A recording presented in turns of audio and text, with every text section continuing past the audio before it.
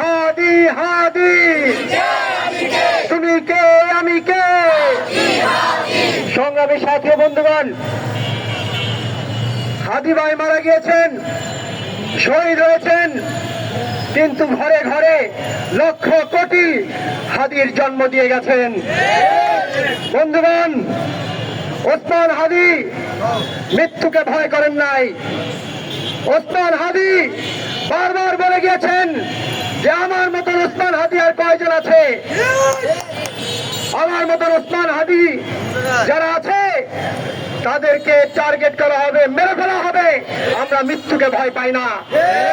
জুলাই অভ্যুত্থানে আজকে এক একটি বুলেট আমরা যারা আজকে এখানে দাঁড়িয়ে আছি, যারা গণ অভ্যুত্থানে রাজপথে বুকে গুলির ঝুঁকি নিয়ে আমরা লড়াই করেছি, আমরা প্রত্যেকে এক একজন শহীদ। সেদিনই আমাদের মৃত্যু লেখা হয়ে গেছে বলে আমাদেরকে নতুন করতে করে মারতে পারবে না। আমাদের শরীরের মৃত্যু ঘটবে, কিন্তু আমাদের আত্মার মৃত্যু ঘটবে না, আমাদের আদর্শের মৃত্যু ঘটবে না। আমাদের আদর্শ বাংলাদেশ পন্থার আদর্শ, ওসমান হাদির আদর্শ নির্মাণের আদর্শ। ওসমান হাদি পরিষ্কার ভাবে বলে গিয়েছেন, যদি আমাকে মৃত্যু তারা মেরে ফেলে, যদি তারা আমাকে হত্যা করে ফেলে, শুধু ন্যায় বিচার কায়েম করবেন। শুধু যারা আমাকে গুলি করবে, মেরে ফেলবে, তাদেরকে গ্রেপ্তার করে বিচারের মুখোমুখি করবেন, যাতে আরো অজস্র ওসমান হাদি জন্ম নিতে পারে। আমাকে মেরে ফেলে যদি বিচার করতে না পারেন, যদি ন্যায় বিচার কায়েম করতে না পারেন, তবে কোন ওসমান হাদি আর এই বাংলাদেশের জন্ম নেবে না। আজকে অভ্যুত্থানে হাজারো শহীদ, তার আগে 16 বছরে হাজারের অধিক মানুষ, লক্ষ লক্ষ মানুষ যারা বিভিন্নভাবে জুলুমের শিকার হয়েছেন, যারা জীবনকে উৎসর্গ করেছেন গণতন্ত্রের জন্য, জনগণের এই দেশের উপরে মালিকানা কায়েমের জন্য, আজকে সেই মানুষগুলো হতাশ হবে, বাংলাদেশ নিয়ে আর স্বপ্ন দেখতে পারবে না। ফলে আজকে পরিষ্কার ভাবে হওয়ার কথা ছিল তাই। গ্রেপ্তারের সাথে সাথে আমরা সাংবাদিকদের মাধ্যমে যাদেরকে চিহ্নিত করতে দেখলাম তাদেরকে গ্রেপ্তার করা, সাথে সাথে হওয়ার কথা ছিল তাই যে তারা কাদের মদতে এই হত্যাকাণ্ডের পরিকল্পনা সাজালো, তাদের ইন্ধনে, তাদের পরিকল্পনায় তাদের সবাইকে গ্রেপ্তার করা, তাদের সবাইকে বিচারের মুখোমুখি করা।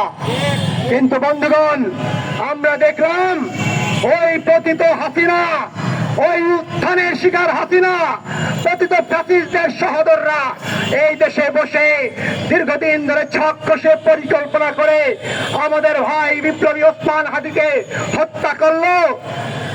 আর এই দেশে বসে তাদের ওই ষড়যন্ত্রের যারা গুটি, যারা সহোদর, তারা সুন্দর করে তাকে পার করে দিতে, বিভিন্নভাবে বিভিন্ন জন বলেন ভারতে পালিয়ে যেতে তারা সহযোগিতা করলো।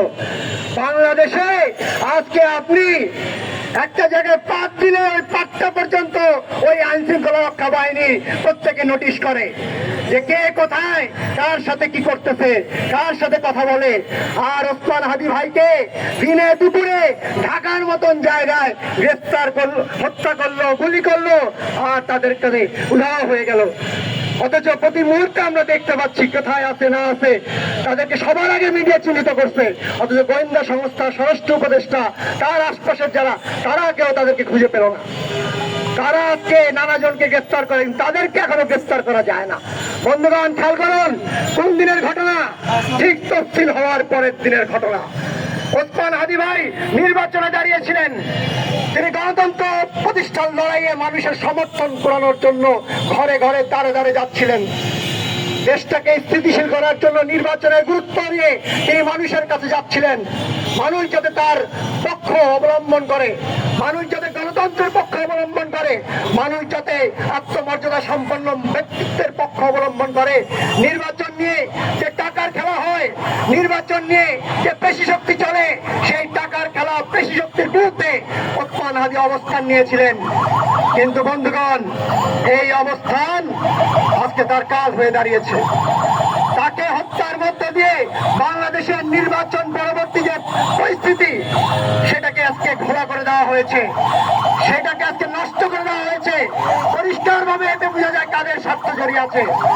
যারা ওই বিদেশে বসে, ভারতে বসে গণঅভ্যুত্থানের ফলে পালিয়ে যে বাংলাদেশকে আজকে একটা ব্যর্থ রাষ্ট্র পরিণত করতে চায়, বাংলাদেশকে অস্থিতিশীল করতে চায়, আজকে তাদের ষড়যন্ত্র এখানে জড়িয়ে আছে।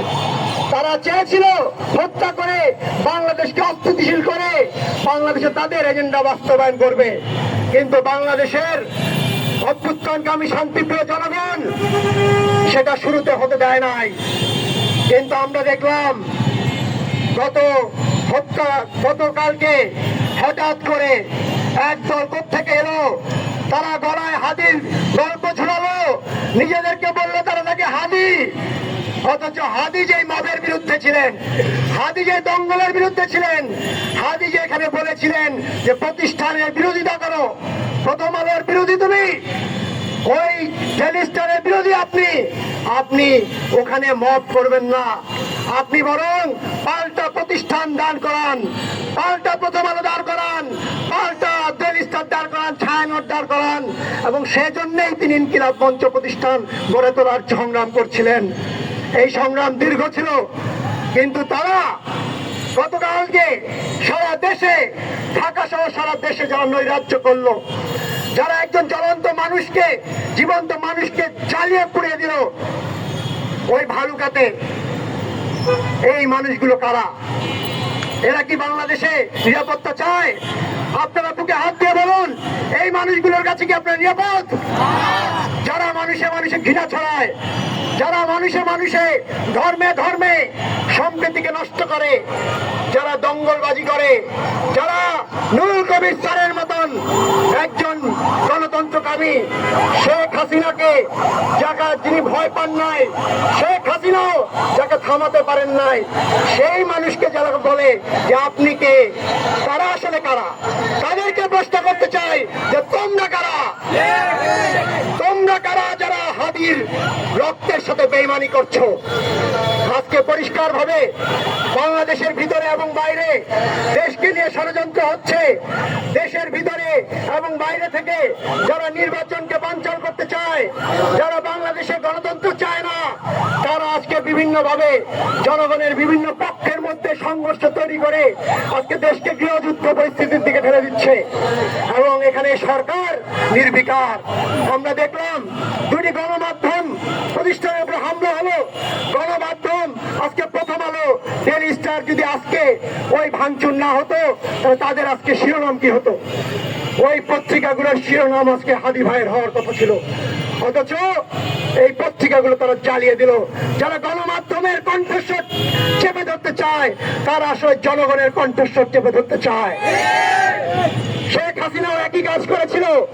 আমরা দেখেছিলাম ছাত্রলীগের ওই দঙ্গলবাজরা ওই প্রথম আলোতে গিয়েছে, তাদেরকেও আমরা দেখেছি। শেখ হাসিনাকে আমরা সংসদে বসে ওই প্রথম আলো আর ওই ডেইলি স্টারের বিরুদ্ধে কথা বলতে শুনেছি।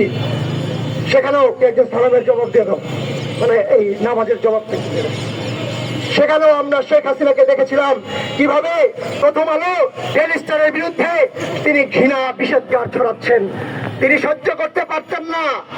আজকে কারা ওই বিদেশে বসে মানুষকে, মানুষের অনুভূতিকে উস্কে দিয়ে, আবেগকে উস্কে দিয়ে কারা হাসিনার ওই পারপাস সার্ভ করছে, তাদেরকে আজকে আমাদের চিন্তা হবে।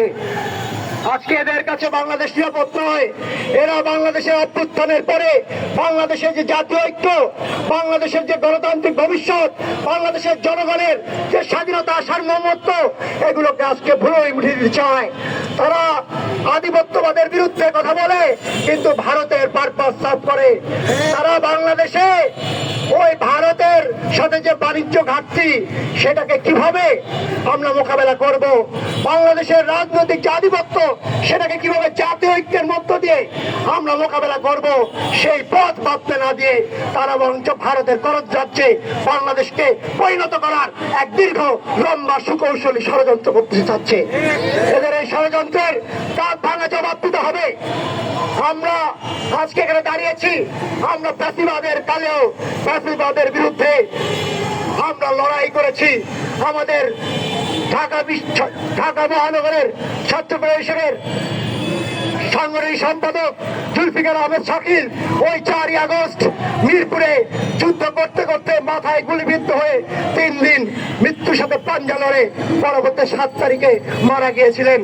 আজকে যখন হাদি ভাইয়ের উপর গুলি হলো তখন আমাদের চোখে ওই শাকিলের ছবি ভাসলো, আমাদের চোখে ওই মুগ্ধ, ওই প্রিয়, ওই আবু সাইদ সহ প্রত্যেকের ছবিগুলো ভেসে উঠলো। অভ্যুত্থানের পরে আমরা তো এমনটা চাই নাই। অভ্যুত্থানের পরে আমরা চেয়েছিলাম সবাই মিলে একটা সুন্দর বাংলাদেশ নির্মাণ করব। অভ্যুত্থানের পরে আমরা চেয়েছিলাম সবাই মিলে একটা নিরাপদ গণতান্ত্রিক বাংলাদেশ নির্মাণ করব। কিন্তু আজকে অভ্যুত্থানের পরে নানা গোষ্ঠী তাদের গোষ্ঠী স্বার্থ উদ্ধার করতে যেয়ে আজকে বাংলাদেশকে বিভক্তি, বিভাজন এবং ঘৃণার বীজ বাষ্প ছড়িয়ে দিচ্ছে। এই ঘৃণার বীজ বাষ্পের বিরুদ্ধে আমাদেরকে আজকে সংহতি স্থাপন করতে হবে। ছাত্র জনতার অভ্যুত্থানগামী ছাত্র জনতাকে আজকে সতর্ক থাকতে হবে, সচেতন থাকতে হবে। দঙ্গলবাদদের বিরুদ্ধে, পতিত ফ্যাসিস্টদের বিরুদ্ধে আমাদের ঐক্যবদ্ধ সংগ্রাম চলবে। গত